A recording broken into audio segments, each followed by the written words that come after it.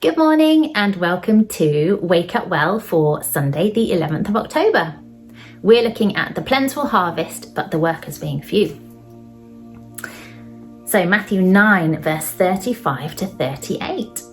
Jesus went through all the towns and villages, teaching in their synagogues, preaching the good news of the kingdom and healing every disease and sickness. When he saw the crowds, he had compassion on them because they were harassed and helpless, like sheep without a shepherd.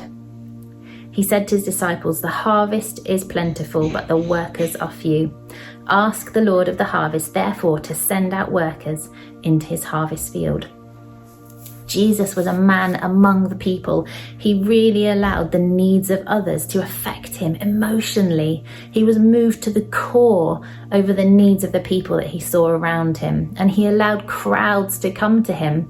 I love how he had a plan. He had an agenda, but he allowed himself to be so interrupted every day by other people and their personal needs. He never left a place untransformed. Everywhere he went, he affected, and the kingdom of God broke out all around him.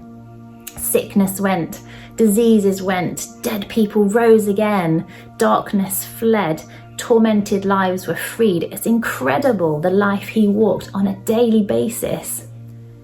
He was a man fully connected to the Father in every sense of the word.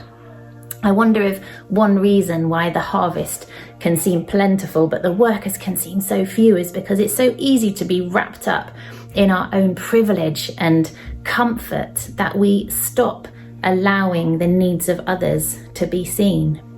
Or even just the pace of life can be so fast. There's so much to do all the time, and there's so many distractions that it can just really prevent us from seeing and hearing what really matters.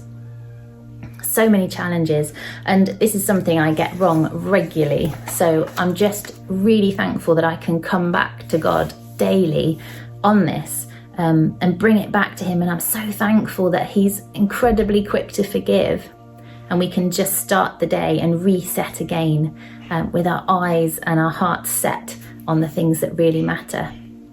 A really wise man challenged me, encouraged me to see the harvest around us as all the people that we're interacting with as apples on apple trees. So instead of kind of being frustrated and working really hard to grow fruit and to see fruit in our lives, he just encouraged us to see people as apples. And when an apple was ready to drop, it would drop easily. There was no kind of need to force and to tug.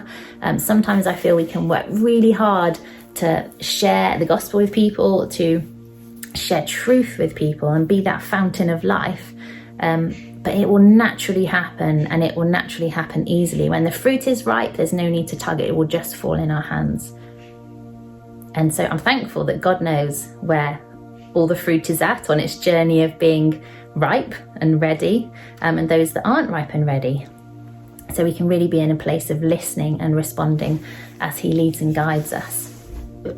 One thing I really love about this, that I saw afresh, where it says, "The harvest is plentiful, but the workers are few. Ask the Lord of the harvest, therefore, to send out workers into his harvest field," was just the fact that it's his harvest, and this isn't a pressure. This isn't something that we're trying to force ourselves to be a part of and to help with.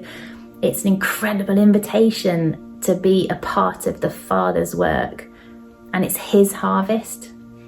It's our privilege to get to share in being a worker in his harvest field. And it would be really good if we can value the harvest fields that we're in. We all have different ones, essentially, at times. So parents on the school run, there's such an opportunity to talk to parents, to meet with parents. There's the workplace, there's a whole different setting, but a whole new harvest. There's all your classmates that may be sitting around you every day at school. There's the lunch walks. There's just a harvest around us all the time, every day. And as we come back to him and allow him to re-challenge us, he can send us out into the harvest field, ready to respond and carry his good news. There's another great verse in Proverbs 10, challenging but great. Proverbs 10 verse 5. It says, "He who gathers crops in summer is a wise son, but he who sleeps during the harvest is a disgraceful son." Oh, it's pretty hard hitting. So let's not sleep during the harvest. We all want to honour the Father and be a wise son or daughter. I've started this time with the apologies. And thankfully we can be quick to forgive ourselves as he is to forgive us and get ourselves back out into the harvest. And be that fountain of life. So I bless you today as you go out into your harvest field, whether it be a workplace, a home, a walk, wherever you're interacting and meeting with people. I bless you to know the joy of sharing in the Father's business, to share in his harvest. I bless you to be fruitful, and I bless you to know that burden is light feeling rather than the pressure of needing to force fruit when it's not ready. When it's ripe, it'll drop.